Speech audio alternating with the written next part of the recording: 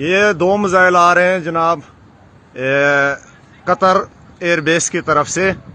अभी देखते हैं, इधर से वो आ रहा है सामने ईरान का मिसाइल, ये चांद के आसपास ईरान का मिसाइल है, और 2 एयर डिफेंस जो हैं वो ये क्रॉस कर लिया है, ये सीधा जा रहा है। इंशाअल्लाह ताला बजेगा, इस दफा बजेगा इंशाअल्लाह। अल्लाह अकबर, इंशाअल्लाह सही लगेगा, इंशाअल्लाह मिस हो जा, इंशाअल्लाह मिस हो गया। ये अल्लाह अकबर, सीधा जा लगा।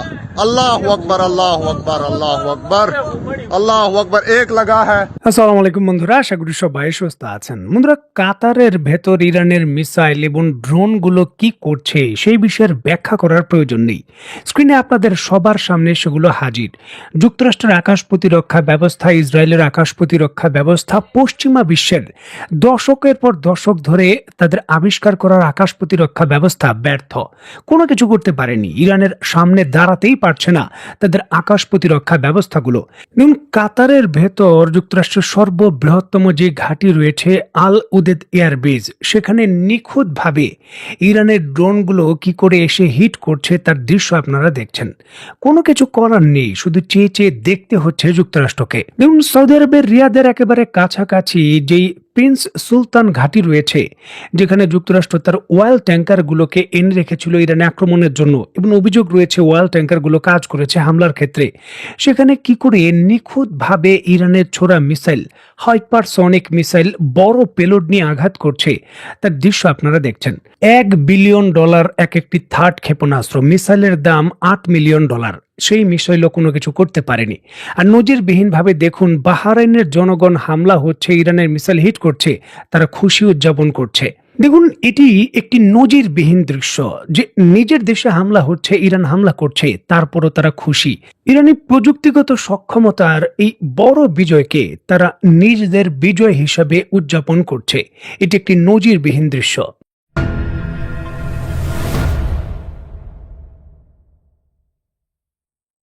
দেখুন, খুব একটা আগের কথা নয়, মাত্র কয়েক মাস আগের কথা। ডোনাল্ড ট্রাম্প যখন প্রথম ক্ষমতা নেন, ক্ষমতা নেওয়ার সাথে সাথেই তিনি মধ্যপ্রাচ্য সফর করেন।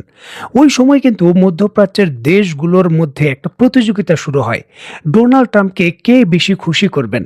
আর এর জন্য তারা একেবারে পানির মতো যুক্তরাষ্ট্র থেকে অস্ত্র ক্রয় শুরু করে। সৌদি আরব অন্তত পক্ষে প্রায় $275 বিলিয়ন অস্ত্র এই যুক্তরাষ্ট্র থেকে ক্রয় করার সিদ্ধান্ত নেয়। থার্ড ক্ষেপণাস্ত্র থেকে শুরু করে প্যাট্রিয়ট ক্ষেপণাস্ত্র ব্যবস্থা, এমনকি পরোক্ষভাবে ইসরায়েলের রাডার, সকল কিছুই তারা ক্রয় করে। কাতারের মতো দেশ নিজে সরাসরি ঘোষণা দেয় তারা শুধু $23 বিলিয়ন আকাশ প্রতিরক্ষা ব্যবস্থায় ক্রয় করবে। উদ্দেশ্য ইরানের মিসাইলগুলোকে প্রতিহত করা।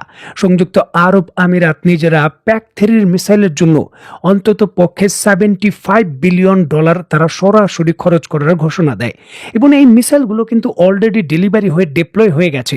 আপনারা নিশ্চয়ই জানেন, এই যুদ্ধ শুরু হওয়ার একেবারে প্রথম দিকেই এই খবর আপনাদের নিশ্চিত করেছিলাম। প্রায় 950টির বেশি PAC-3 ইন্টারসেপ্ট সৌদি আরব ক্রয় করেছিল শুধুমাত্র এই ইরানের মিসাইল হামলা এবং ড্রোন হামলাকে প্রতিহত করার জন্য। তবে কোনো কিছু কাজে আসেনি, সকল কিছু ব্যর্থ।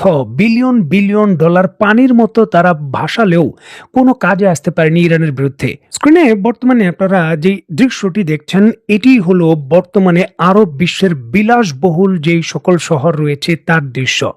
ইরানের মিসাইল এবং ড্রোনগুলো গুরুত্বপূর্ণ সরকারি স্থাপনা, ইসরায়েল সম্পর্কিত যে সকল ভবন রয়েছে সেখানে গিয়ে হিট করেছে। মানে নিখুঁত গোয়েন্দা তথ্য ইরানের কাছে ছিল। যুক্তরাষ্ট্র এবং ইসরায়েল মধ্যপ্রাচ্যের কোন কোন ভবনগুলো ব্যবহার করে সেগুলোতে তারা একেবারে সুনির্দিষ্টভাবে হামলা করেছে। অত্যন্ত গুরুত্বপূর্ণ ইস্যুটিকে কেন্দ্র করে স্ক্রিনে নিশ্চয় আপনারা দেখতে পাচ্ছেন, সৌদি আরবের রাষ্ট্রায়ত্ত সংবাদ মাধ্যম আরব নিউজ তারা সংবাদ করেছে সৌদি আরবিয়া কিন্তু ইরানের বিরুদ্ধে এই হামলার তীব্র নিন্দা করেছে। মধ্যপ্রাচ্যে যুক্তরাষ্ট্রের ঘাঁটিগুলোতে হামলা হয়েছে, এটা তারা তীব্রভাবে প্রতিবাদ জানায় এবং আন্তর্জাতিক আইন লঙ্ঘন হয়েছে এটা দাবি করেছে সৌদি আরব এবং তার মিত্ররা। ইস্যুটিকে কেন্দ্র করে সৌদি আরব এবং তার মিত্ররা ইরানের বিরুদ্ধে কোনো সামরিক পদক্ষেপ নেবে কিনা সেই বিষয়ে তারা কোনো ধরনের তথ্য তথ্য এবং কোনো স্টেটমেন্ট দেয়নি, তবে তারা এটার নিন্দা জানিয়েছে। তবে সৌদি আরব এবং সংযুক্ত আরব আমিরাতের সংবাদ মাধ্যমগুলো নিশ্চিত করছে, সৌদি আরবের বর্তমান যিনি রাষ্ট্রপ্রধান রয়েছেন এবং দেশটির ক্রাউন প্রিন্স মোহাম্মদ বিন সালমান এবং সংযুক্ত আরব আমিরাতের যিনি প্রেসিডেন্ট রয়েছেন মোহাম্মদ বিন জায়েদ, দুইজনেই কিন্তু আশঙ্কা করছেন তার প্রাসাদে আক্রমণ হতে পারে এবং সেই হামলা প্রতিরোধ করা সম্ভব নয়। এজন্য তারা অজ্ঞাত স্থানে পালিয়ে গেছেন। কোনো কোনো সূত্র বলছে তারা বর্তমানে মিশরে অবস্থান করছেন, হয়তো মিশর সেফ হিসাবে তারা সেখানে অবস্থান করছেন। কোনো কোনো সংবাদ মাধ্যম এটাও বলছে যে পাহাড়ি অঞ্চলের ভেতর যে বাংকার রয়েছে, সেই বাংকারের ভেতর এই দুইজন জাতীয় নেতা বর্তমানে অবস্থান করছেন, কারণ তাদের যুক্তরাষ্ট্র থেকে কেনা মাল্টি বিলিয়ন ডলারের লেয়ারের যে আকাশ প্রতিরক্ষা ব্যবস্থা, সেগুলো কোনো কাজে আসেনি। বলতে পারেন চায়ের সঙ্গে বিস্কুট ঠিক যেইভাবে খায়, ইরানের মিসাইলগুলো যুক্তরাষ্ট্রের এই প্রযুক্তিকে চায়ের মধ্যে ডুবিয়ে ডুবিয়ে ঠিক একইভাবে কিন্তু শেষ করে দিয়েছে, নিঃশেষ করে দিয়েছে, কোনো কাজে আসেনি। তারা এগুলো প্রতিহত করবে তো দূরের কথা, কোনো কোনো ক্ষেত্রে এমনটাও নিশ্চিত হয়েছে যে মিসাইলগুলো বা ইরানের ড্রোনগুলোকে শনাক্ত করা যায়নি।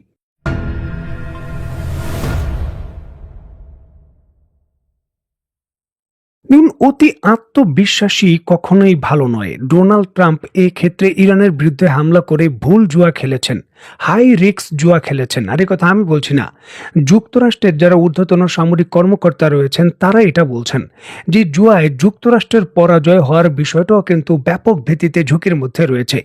দেখুন, যেই উদ্দেশ্য হাসিল করতে চেয়েছিল যুক্তরাষ্ট্র, সেই উদ্দেশ্য তারা কতটুকু হাসিল করতে পেরেছে তা নিয়ে সন্দেহ রয়েছে। কারণ ইরানের অভ্যন্তরীণ ক্ষয়ক্ষতির বিষয়ে রিপোর্ট এখনো পাওয়া যাচ্ছে না, বা উভয় পক্ষের যে ক্ষয়ক্ষতির রিপোর্ট সেটা একেবারে সাধারণ পর্যায়ে বিচার বিশ্লেষণ ক্রস চেকিং এর মাধ্যমে সেগুলো নিশ্চিত করতে হবে। সেটা হয়তো কিছুটা সময় লাগবে। তবে প্রথম দফায় যুক্তরাষ্ট্রের মাল্টি লেয়ারের আকাশ প্রতিরক্ষা ব্যবস্থা যে ভেঙে পড়েছে তার প্রমাণ কিন্তু পাওয়া গেছে। আর এটা কিন্তু পুরো পৃথিবীব্যাপী যুক্তরাষ্ট্রের যে বিলিয়ন ডলারের অস্ত্রের বাজার রয়েছে সেখানে বড় প্রভাব ফেলবে। দেখুন, অত্যন্ত গুরুত্বপূর্ণ ইস্যুটিকে কেন্দ্র করে নিশ্চয়ই দেখতে পাচ্ছেন রাশিয়ান সংবাদ মাধ্যম তাস এবং অন্যান্য বড় বড় সংবাদ মাধ্যম নিশ্চিত করছে ইরান যুক্তরাষ্ট্রের এই মধ্যপ্রাচ্যের 5টি ঘাঁটির ভেতর যে পাল্টা হামলা করেছে, এই পাল্টা হামলায় যুক্তরাষ্ট্রের অন্তত 200 জন সামরিক সদস্য হতাহতের ঘটনা ঘটেছে, যেখানে বিপুল পরিমাণের যুক্তরাষ্ট্রের সামরিক সদস্য নিহত হওয়ার ঘটনা রয়েছে। কোনো কোনো সংবাদ মাধ্যম বলছে 200 জন নিহত হয়েছেন, 700-র মতো আহত। তবে যুক্তরাষ্ট্র আনুষ্ঠানিকভাবে এই বিষয়ে কোনো মন্তব্য করেনি, সেটা হয়তো আমরা খুব শীঘ্রই জানতে পারবো।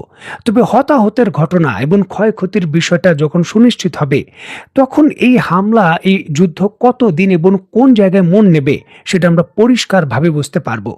ধীরে ধীরে যত তথ্য আসছে তত তথ্যই কিন্তু পরিষ্কার করছে যুক্তরাষ্ট্র একটি ভুল জায়গায় ভুল রং পদক্ষেপ নিয়েছে, যেটা মধ্যপ্রাচ্যে তার প্রভাব বলয় সম্পূর্ণভাবে শেষ করার যে প্রক্রিয়া সেটা শুরু করে দিয়েছে। দেখুন, 5টি ঘাঁটিতে হামলা হয়েছে, সেই তথ্যগুলো আমি দিতে চেষ্টা করলাম। পরবর্তী ভিডিওগুলো শুধুমাত্র ইসরায়েল এবং হরমুজ প্রণালীতে কি হয়েছে সেই বিষয়ে হবে, সেই বিষয়ে তথ্য সংগ্রহ করা হচ্ছে। ধাপে ধাপে তথ্যগুলোকে একত্রিত করে ইসরায়েলে কি ক্ষয়ক্ষতি হয়েছে এবং হরমুজ প্রণালীতে কি হচ্ছে সেই বিষয়ে বলা হবে। তবে প্রাথমিকভাবে যেমন তথ্য পাওয়া যাচ্ছে, ইসরায়েলে প্রচুর ক্ষয়ক্ষতি হয়েছে, ইরানের হামলা ইসরায়েলেও সফল। তো বন্ধুরা, নতুন ভিডিও দেখার আমন্ত্রণ জানিয়ে এই ভিডিওটি শেষ করছি। আল্লাহ হাফেজ।